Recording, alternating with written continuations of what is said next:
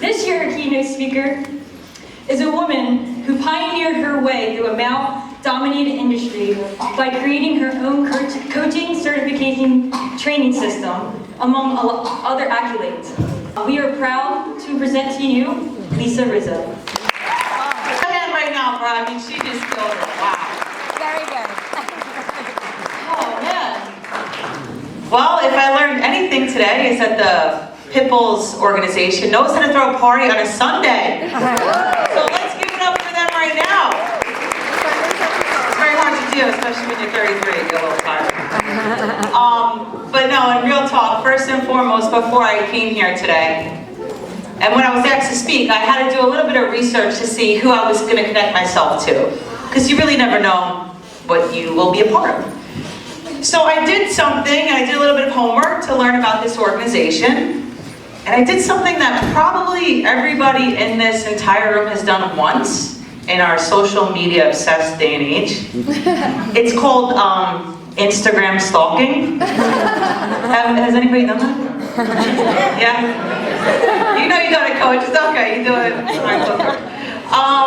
But no, so in my hunt, I came across a page, right? And in this page, I saw a lot of Bitmojis. I saw athletes checking in for their curfew. That makes sense. Yeah. And I saw a very serious karaoke competition. Reigning champs right here. Yeah, I'm about to get there. So I would like to take this moment to give a shout out to those that participated in that karaoke competition that got me here today. So we're gonna give a big shout out to Bob and Katie Medler. You can do a rendition later. Asia and Nicole. Yeah. Jess and Lauren. Taryn and Kai. And then to our karaoke champions, we have Jillian M. and Gianna P. who took home first place channeling their inner Britney Spears before her crazy days. But seriously, no, it was a very good job. Do you want to take the mic and redo it, or? Let's go. Okay. We're ready. All right, but no, all in all, after my stalking was complete, I realized that this is something that I wanted to be a part of. And I also learned something else, though, by being here today, is that social media sometimes doesn't really give you the truth. Sometimes it's very misleading. Because after coming here today, real talk, the amount of love, togetherness, partnership, loyalty here, I was telling my wife, I've never experienced such a home feeling in an organization as such. You can't display that on social media. So that starts from the top, and we need to give a round of applause to the people that have made this happen. Because, dude, honestly, sometimes we'll go places very stuffy, very competitive, and this is just love. So thank you so much for having me. I feel privileged to be here, so thank you, seriously. Thank you. But as I stand here today, I see myself in all of you, believe it or not. I see myself in every single person here. So I really would like to get to know you. So let's get to know each other. So on the count of 3, you're going to yell out your name to me, and I'm going to pick it up. Ready? 1, 2, 3. Serious. Let's try one more time. Let me get a couple. Okay, 1, 2, 3. You get into very passionate with everything you do. I got a couple of them. Thank you very much. So now I only feel it's right that you guys get to know me. That was very intense, actually. I really like that energy. I'm not gonna lie. That was very good. But I want you to get to know me on a different level than being up here as a stuffy little speaker. People call me different things. My grandparents, my uncles, my aunts call me Baby Lisa. I'm named after my mother. My college friends and college softball friends call me Rizzo, which was always a good one. Early 20s, I was Rizzo. As the years went on, my brother and sister had children, and I became Aunt Lisa, so I'm also that.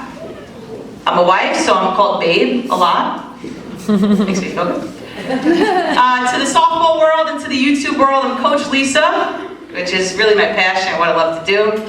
But before I go to bed every night, I'm Lisa, and that's who I am.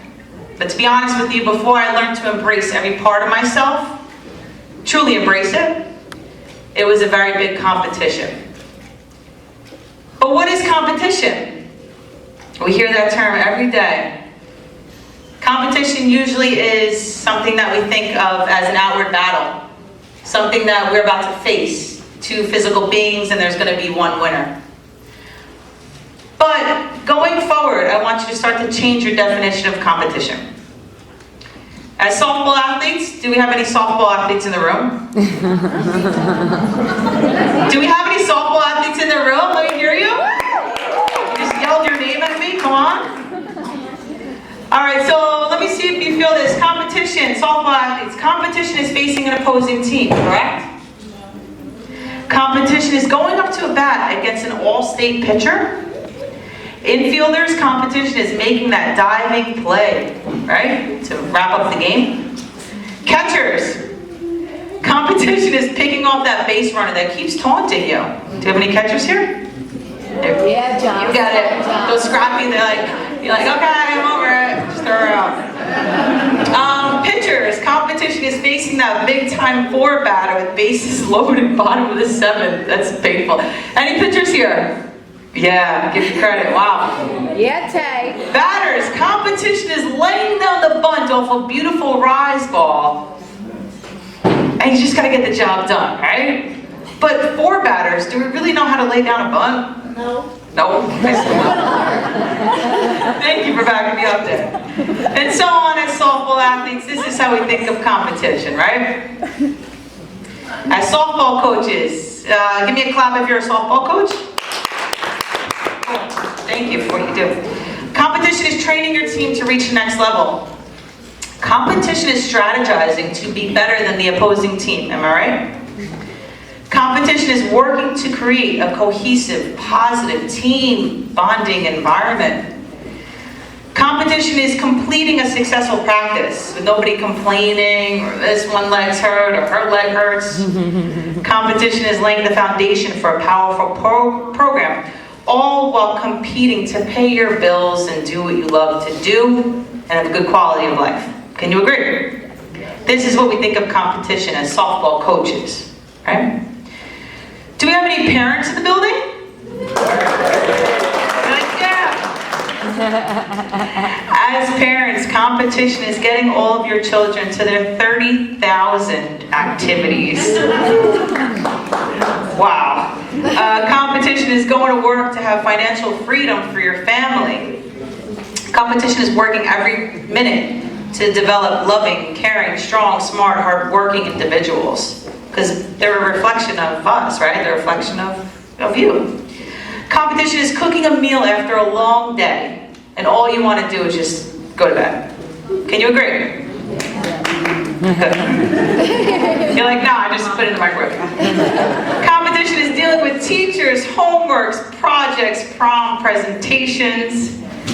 Competition is keeping your kids close as the years go by, all while keeping your marriage alive, together, and strong like it was when you first met. Can you agree? Yes. Right? I know. This is how we think of competition as parents. You know, we often think of competition as an outward battle. Tonight, I dare you to change the way that you think of competition. I dare you to never think of competition having to do with anyone else. Because think about it. How on earth can we win any battle with anybody else if we don't complete the competition within ourselves? Can you agree? Right? Each morning we wake up and the true competition starts. The competition involves two figures within ourselves. One is called the true self and the other is called the troll self. Can you repeat troll self to be aware of it? Troll self. Good. The true self is the person in our hearts, our minds, the person that we were born to be. The troll self is the person that we've kind of learned to create, to bash us down, our insecurities, our negative thoughts in our head. Those are the troll selves that we've just developed because of our experiences. I need you to be aware of these people. because now we can do something with them. Do you understand what I'm saying? Yeah. Good. As long as you acknowledge these two figures within us, we can gear up to start to win. And I feel like, Jillian, I feel like that's why I'm here today. Number one, for me, this is awesome, but for me to see what a true loving environment is in a team, but to also show you guys, listen, you have created something great, but at the same time, we could be even better. And that's what I want to help you do today. So thank you for having me. It really means a lot. So gear up as you start this competition within yourselves. It's your only competition. As a coach, I am a coach. I'm all over YouTube. Anybody ever see a YouTube drill video I've done? Just clap, make me feel cool. That's great, thank you so much. I need you to know a couple training drills to prepare for this competition. The competition within ourselves that we use throughout our life, throughout our journey. So there's 3 kind of training drills that I'm going to give you right now. But here's the disclaimer. You need to, yes, you at 5 to 10 years old, you need to never forget these training drills for the rest of your life. Seriously, never forget them. Number 1, you are going to mold your mind with the Triple C method. Our minds are constantly talking to us. Do you agree? Right? Yeah. It just doesn't stop sometimes. I need you to become aware of that talk. And if there's a voice inside of your head that fills you with fear, doubt, makes you kind of nervous, unsure, insecure, I need you to be aware of that thought, because that is the troll person within us. And I need you to catch that thought with our true self. Literally catch that negative thought. And what you're going to do is you're going to construct a new thought, because we have that power to be whoever we want to be as long as we're aware. You're going to construct a new thought. And then you're going to create another thought. And that last thought is going to be a positive, powerful, true self thought. The person that we were born to be before society messed us up in any type of way. Before society made us question ourselves. That is who you are, and that is who you are going to be. And you're going to destroy that troll person that others have created for us. Once you have control of this, and once you become aware, then life really starts to become happening. Then you start to love life for what it is. And it's really awesome. So, and after each and every competition that you destroy that negative thought, I want you all to stand proudly on that negative thought, pump out your chest, and smile, because you started to take action to destroy negative thoughts in your mind. This is stuff that I really wish that was in school systems, that I really wish I was taught before I was taught math. Because how on earth can I even study for a test? How on earth can I even learn about the Civil War, the Tea Party? How on earth can I learn about anything if I'm not even right in my own mind? So this is what you all need to start impacting in your minds today, because this is what's crucial. Real talk, once you become aware, you start, like after we talk today, you start to notice those thoughts and you really become aware, and they don't control you. They used to control me, and once I started practicing this, you start to have control, and you control them, and life changes so much. So strategy number 2, aka drill number 2, because I'm a coach and I love drills. I do those freaking drills every day, all day. Number 2, you're going to mold your mind. All right, you're going to see the success. So seeing the success, I'm going to ask you guys a question. Did you ever hear a person called Billie Jean King? Yes. So something about Billie Jean King is that she saw success. On September 20th, 1973, there was a world-famous tennis match. In this battle, you have a man named Bobby Riggs playing against a woman named Billie Jean King. During these times, women were hardly recognized in sports, but they started to kind of make a movement for themselves at this time. Bobby Riggs was a famous male tennis player who had strong beliefs of the following. Are you ready for this? Women should be in the kitchen. Support the man. Support the king. You young women should never wear cleats because it's a joke. basically. Women's tennis, I think it stinks. They hit the ball back and forth, have a lot of nice volleys, and you see some pretty legs. But it's night and day compared to men's tennis. Women should do kitchen work and take care of babies. I really would love to just play him in a tennis match. I don't even play tennis, but man, my passion would just fire this up. I'm with you. But it makes you grateful for where we're at today. He wrapped up his boasting with saying, "I dare any woman to battle me in a tennis match for a chance to win a ton of cash." Billie Jean King stepped up to be that woman. She was certain that she would win. She saw her success every minute of every day. She envisioned her success. She was going to win. But Bobby Riggs, he assumed he was going to win. So some people would say, well, what's the difference between assuming versus seeing what you're going to do? Well, by assuming that you're going to win, you'll become lazy.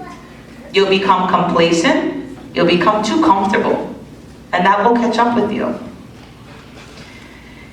But seeing your success in great detail each and every day will drive you to make it happen.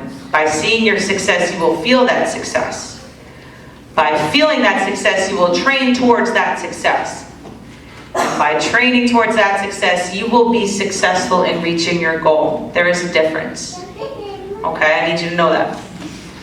It starts with a vision. In 1973, Billie Jean King saw her success. She trained for success and was successful in winning that match, becoming the first female athlete to win over $100,000 in cash prizes, becoming the first president of the Women's Tennis Association, and becoming the first prominent American athlete to work towards the LGBT movement. I would say she became a success. Drill number 3, and my last and final drill to help you become the best version of ourselves. Plant the seeds of power.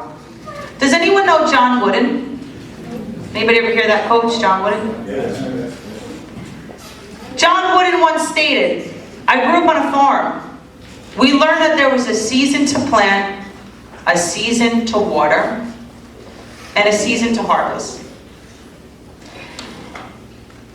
The planting and watering could be laborious, but without those stages, there really would never be a harvest. So listen up as you're about to embark on your journey with this competition. Understand that with each move that you make to leave your comfort zone and grow, you are planting your seeds of power. With each negative thought that you catch, you are planting your seeds of power.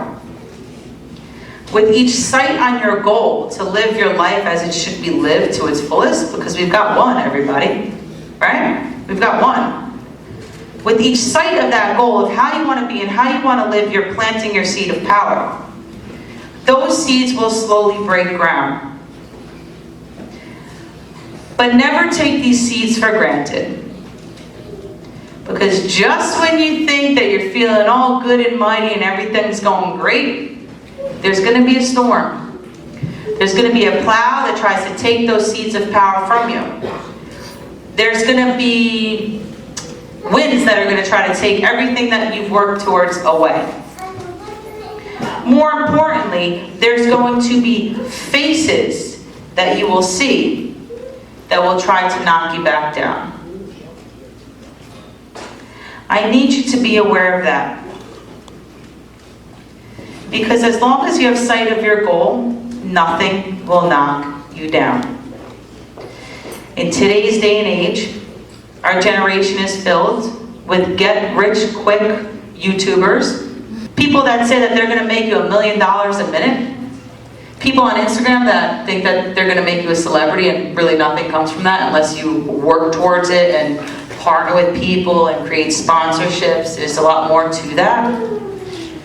But there's one thing that bothers me about these YouTubers and that these people is that they don't tell you the real story behind getting successful.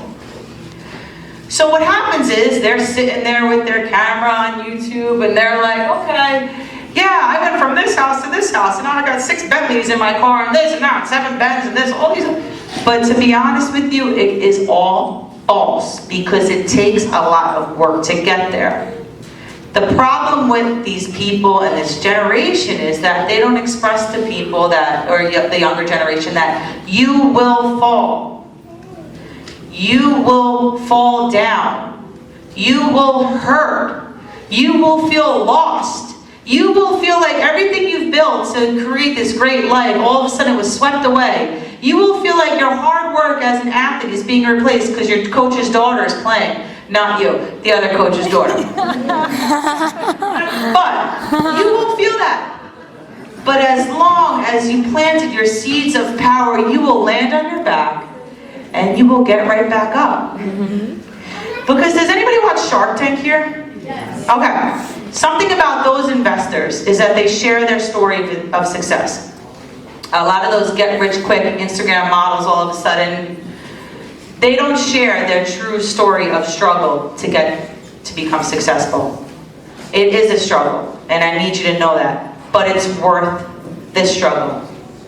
And I want everyone in this room to be aware that you will get to the top, but it will take work. Because today you start your competition within yourself. As John Wooden once said, without the stages of planting and watering, there would never be a harvest. Everyone in this room better start planting today. Everyone.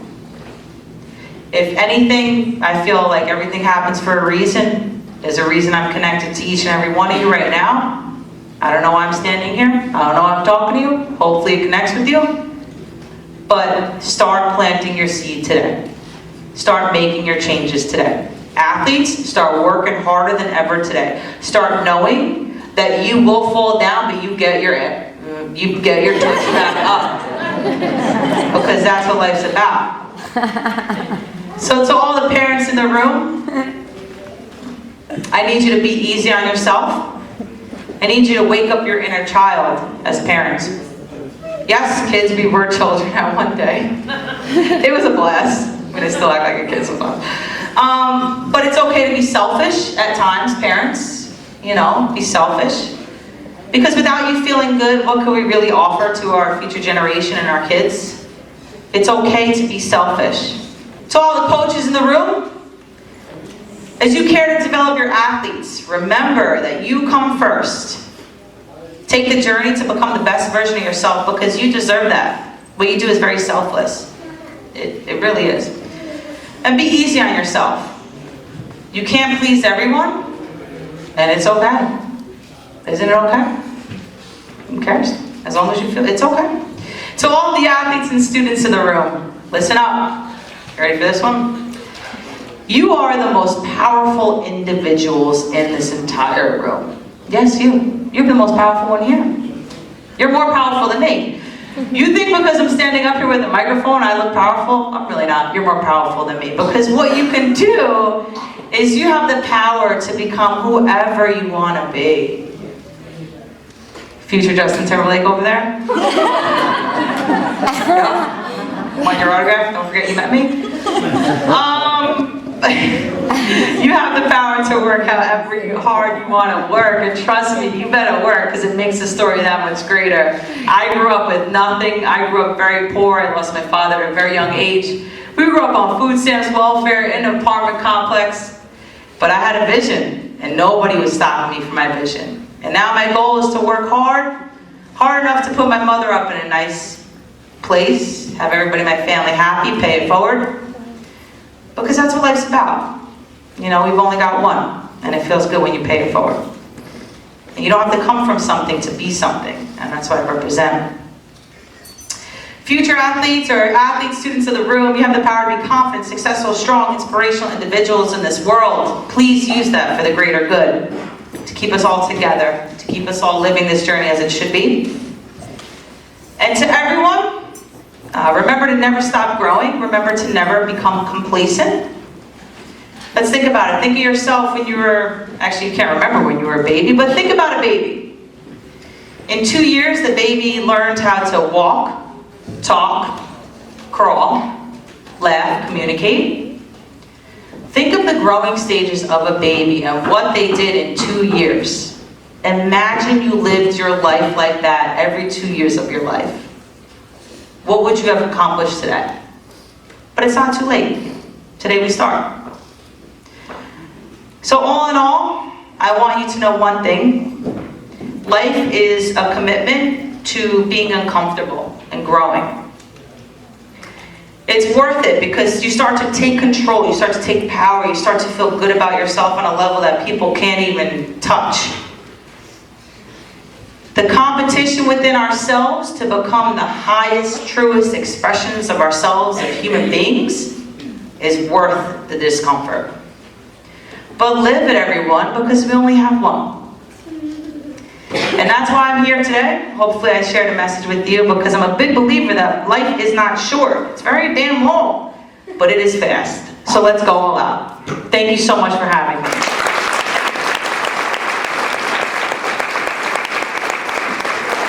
Karaoke people, you want to come up? Karaoke?